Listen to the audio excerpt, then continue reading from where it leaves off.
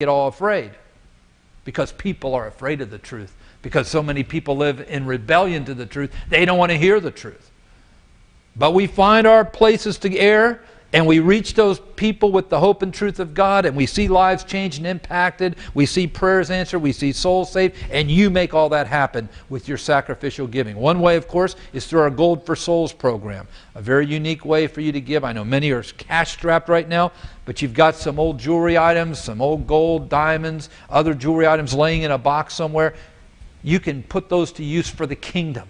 You can put those to use for the kingdom by participating in our Gold for Souls program, and you'll be blessed for doing so.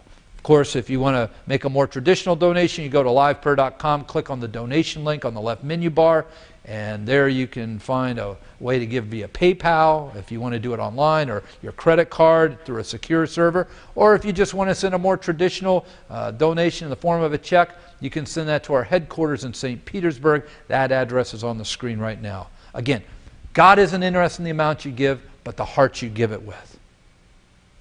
And the Bible teaches give according to your ability to give. For some that may be $5 or $10.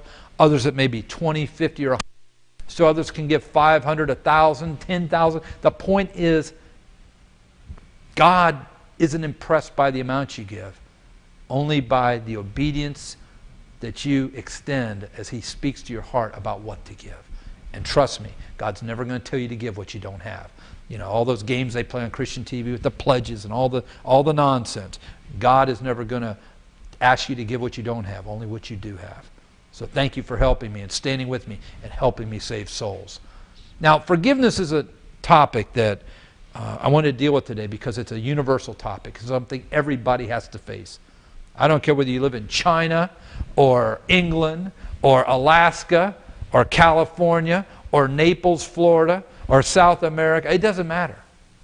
Whether you're in the jungles of Africa, this is a universal experience to the human condition, because through our life, we're all going to be hurt at some point.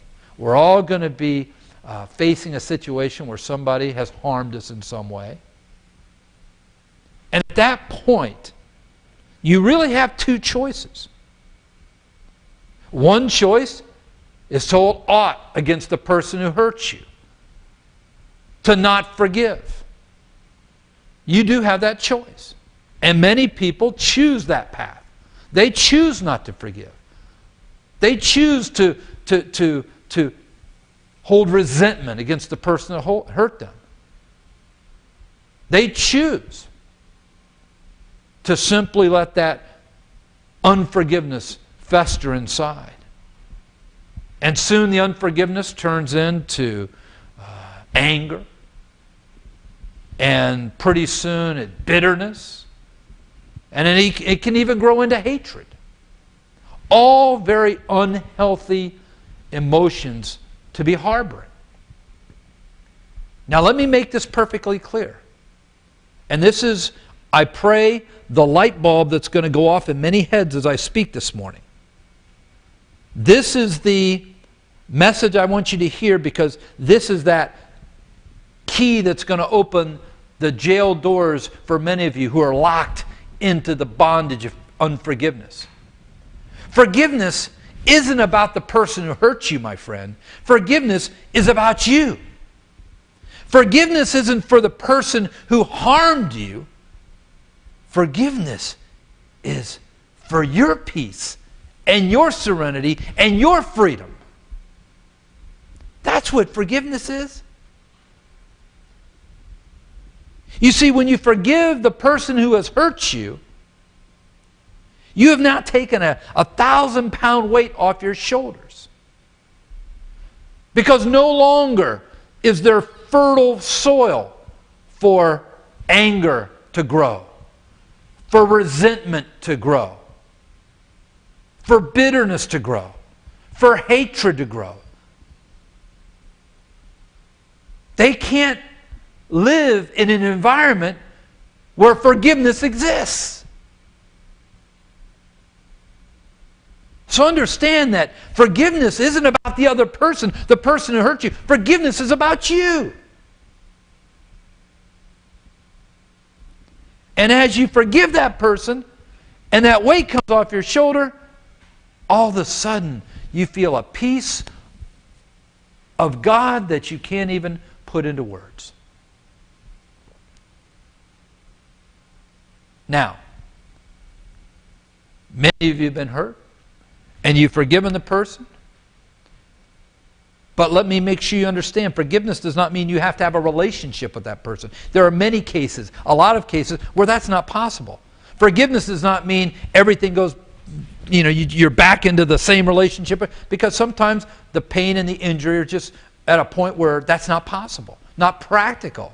In many cases, it doesn't make good common sense to do. But that still doesn't prevent you or stop you from forgiving that person. Now let me share something with you that Jesus said. Jesus said, "Forgive as I've forgiven you." In my lifetime, as people have hurt me, and I wanted to be angry, and I wanted to be bitter, and I wanted to harbor resentment, and I wanted to even maybe get into the hatred mode, I never could. Because I always remember that verse where Jesus said, "Forgive as I've forgiven you." In other words, what Jesus is saying is, He said, you sinned and came to me for forgiveness, and I forgave you. How can you expect me to forgive you and receive that forgiveness, yet you aren't willing to forgive someone who hurt you? Let that be your inspiration, my friend. Because just like people have hurt you, you've hurt people. You have. And you've sinned every day against the Lord. You have. We all have. The Bible says we all sin and come short of the glory of God. So we all need forgiveness. And if we need forgiveness and want forgiveness and expect to be forgiven, then we must learn how to forgive ourselves. That's the key for you today to understand. Forgive as I've forgiven you, said Jesus.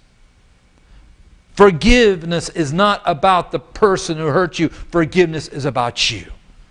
And as you forgive, the peace of God comes upon you, and you don't have a place for all of those horrible negative feelings to grow and prosper. Now, we're going to come back after this message with our ministry segment, my favorite segment of the program each day. And I'm going to pray specifically today for those of you who need to forgive someone. Stay tuned for more live prayer.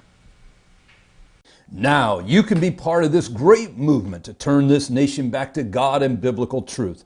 One way you can help is by donating your old gold and jewelry to goldforsouls.com. Goldforsouls.com was set up to make it easy for people like you to give to support this great effort.